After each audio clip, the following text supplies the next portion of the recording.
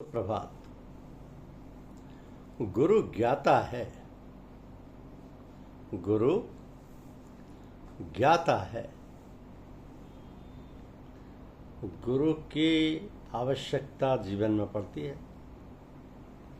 जब मनुष्य गुरु कर लेता है तो सारी कठिनाइयाँ सरल और दुर्गम मार्ग सुगम हो जाता है। गुरु तो सारे मार्ग का ज्ञाता है, दृष्टा है और ऊंच नीच की पूरी जानकारी रखता है। उसका हाथ पकड़ लिया अथवा अपना हाथ उसको दिया फिर तो सब और से निश्चिंत, किसी प्रकार की चिंता या उधेड़बन नहीं। और जो बतला दिया उस पर चलने लगे बस। वो तो सब प्रकार का मार्ग दिग्दर्शन करता रहता है। बस आवश्यकता है कि एक ऐसा सद्गुरु प्राप्त हो जाए, फिर तो अपने आप को उसको समर्पण कर देना चाहिए। बस सारी चिंता और बाधाओं से हम मुक्त हो जाते हैं। इसका अर्थ ये नहीं कि अब उससे कुछ करना धरना ही नहीं, ऐसा समझना तो मूर्खता होगी। करना धरना तो सब कुछ है, किंतु गुरु की आज्ञा अनुसार अपने सारे दिनचर्या और क्रियाकलाप उसी की इच्छा अनुसार करना, सारे गृहस्थ धर्म का पालन और जो भी हमारी गतिविधियां हों सब उनकी इच्छा और उन्हीं की आज्ञा अनुसार हो। तब हम फिर सारी जिम्मेदारियों से बरी और बेफिक्र। तो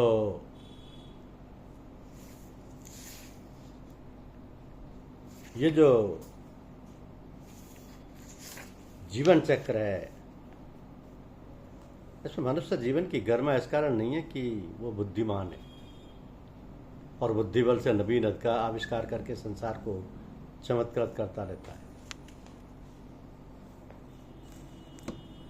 मनुष्य जीवन तभी सफल माना जाता है जब वो भगवान के कार्य में सहायक होता है।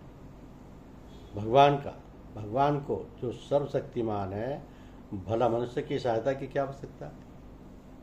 ये तो बड़ी लज्जाजनक बात है कि भगवान को मनुष्य की सहायता की आवश्यकता है। तो ये बात थोड़ा सा ध्यानपूर्वक सोचने समझने से समझ आएगी कि ये जगत भगवान की रचना है, लीला है।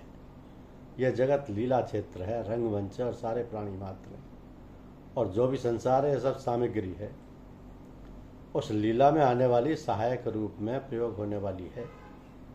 तो नाटक के पात्र ऐसे होते हैं जिनको काम ऐसा दिया जाता है, जो एक बार बता दिया समझा दिया तो वो इसी प्रकार करते रहते हैं। किंतु जो विशेष पात्र होते हैं जिन्हें हीरो हीरोइन भी कहा जाता है, उनके ऊपर लीला की सारी जिम्मेदारी होती है। तनिक भी यदि गड़बड़ी उनके अभिनय में हो जाए तो लीला का सारा आनंद फीका पड़ जाता है। तो मनुष्य उसी श्रेणी में आता है, वह मनुष्य जो वास्तव में मनुष्य कहलाने का अधिकारी है। तो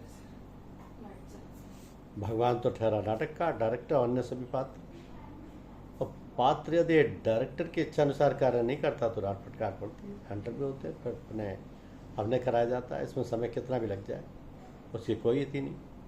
तो सांसारिक नाटक और सिनेमा के लिए जो फिल्म बनती है उसमें कितना समय लगता है, कितना रुपया खर्च होता है, बहुत लोग जानते हैं और अखबारों में तथा दूसरे लोगों द्वारा लोगों को सुनने के भी मिलता है। इस प्रकार मनुष्य भगवान के कार्य में सहायक होता है। प्रत्येक मनुष्य का जीवन उसके कर्मानुसार निर्धारित है और वो जब तक सफलतापूर्वक कार्य नहीं करता उसे बार बार जन्म लेना पड़ता है।